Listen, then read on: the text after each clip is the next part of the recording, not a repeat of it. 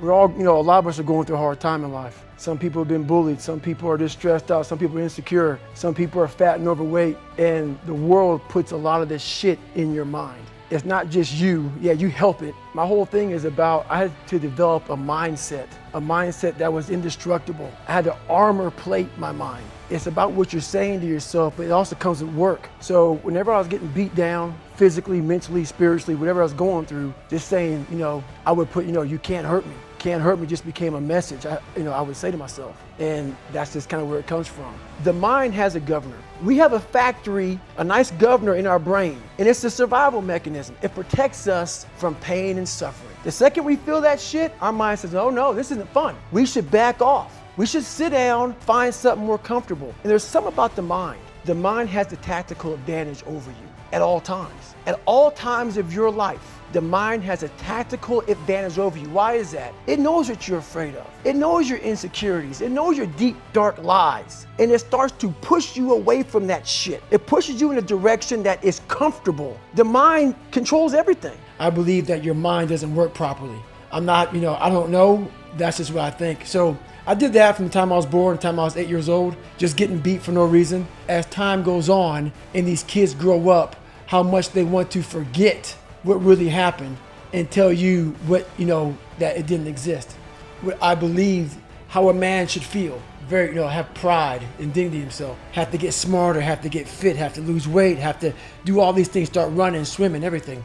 That was my mindset, but I was like, hey, I can't have that kind of mindset. So I went into the dungeon and started using all my insecurities as strength. So I slowly started changing that internal dialogue. You have this in you. You may have to dig a little deeper to find it. Their family may have started them off a lot better than you. So I started really realizing how powerful the mind was in that third hell week. My message is truly authentic to how I came up, and people feel that. Therefore, the business is about them. It's the stuff that we don't want that person next to you in line knowing. And I had to have the courage to say it. We have the same thing on our brain. I have all these scars on my brain from growing up, being abused, from suffering through life, from having a learning disability, from stuttering, from having just a really bad childhood. And so all those memories, I had to cut open that scar. It's great to live right here. I've established this. People think you're great. Just stay here. Don't go back. But the only way you can help people out is let them know that this is possible. So I had to go back and say, this is where I come from. I walked around like I was a pillar of strength. I'm all surface, man. I'm not going deep into the cellar of my mind and fixing the foundation of my soul.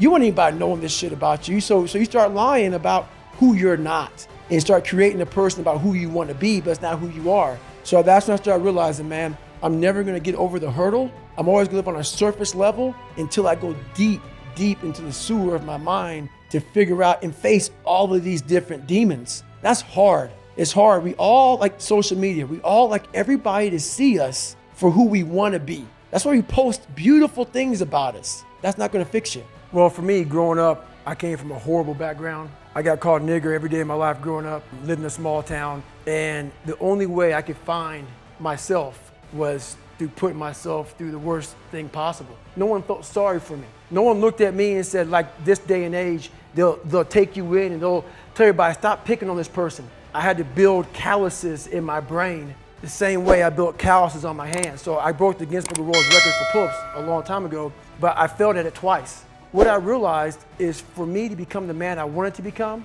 I saw myself as the weakest person God ever created, but I never blamed God for anything he did to me. So I wanted to change that to be the hardest man ever created, is put myself through the worst things possible a human being can ever endure.